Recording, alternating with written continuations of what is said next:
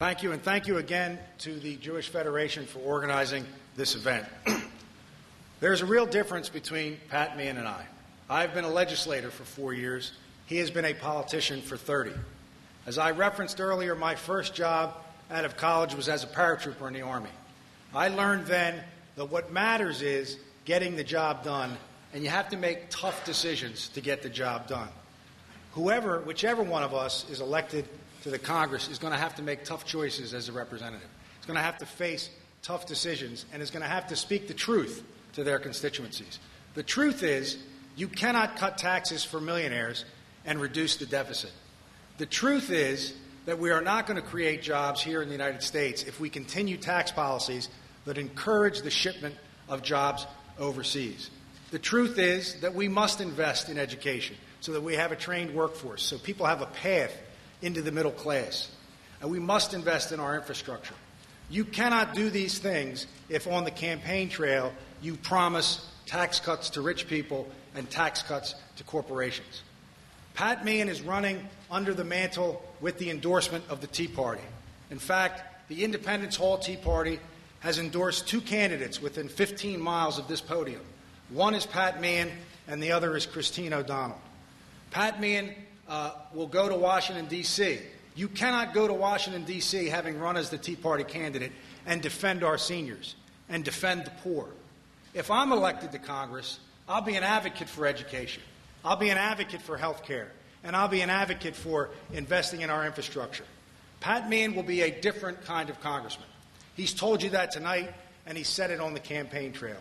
If he had a chance to vote for aid to the states, a bill that provided millions of dollars to our local school districts to ensure that they could keep pre-K programs and that they didn't have to lay off teachers, to ensure that they could keep providing a quality education, he would have voted no. He would have chosen the Tea Party and ideology over his constituents. If Pat had had the chance to vote on a bill pending in the legislature which would close a loophole known as the Florida loophole, which allows criminals to carry guns on our streets, Pat would have voted no. He would have voted with the NRA and against his constituents. Pat, time and time again, has indicated that he will go with ideology and rhetoric over real needs. If he had had a chance to vote on the Small Business Lending Act at a time when the number one challenge facing our small businesses is access to credit and capital, he would have voted no. If you send me to Washington, D.C., I'll stand up for you. I'll represent the people of the 7th Congressional District. I'll fight for real solutions, and I'll fight every day to improve the lives of the families in our area. Thank you very much.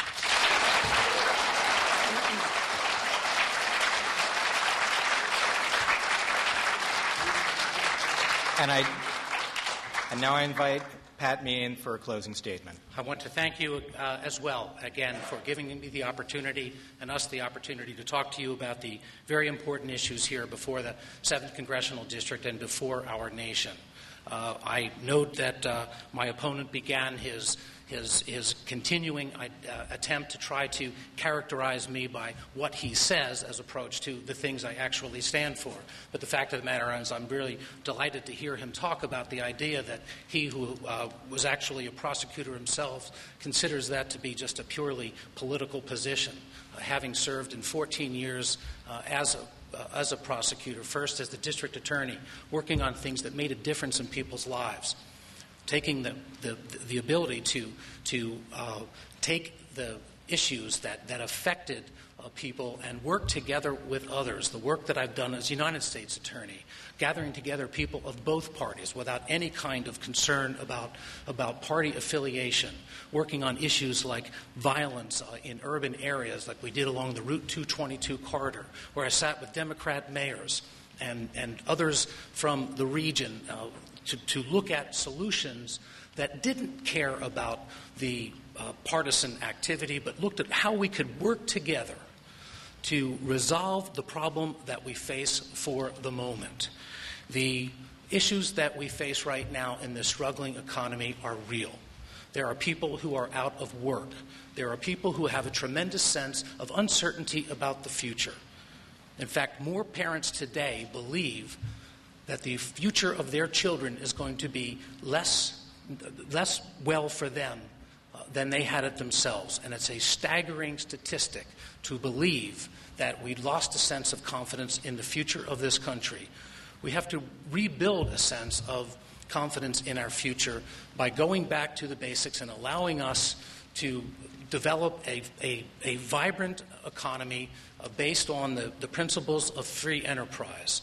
Bryan Lentz forgets what he's actually voted for. And here's a guy that talks about the idea that he's going to go down there and be in the middle road, but he's wrapped himself around the very policies that Nancy Pelosi has been supporting right from the very beginning. The idea of not just a health care bill, but the public option. Looking at the job-killing cap-and-trade legislation right now, the billions of dollars of new spending that have been part of the budgets that he has advocated.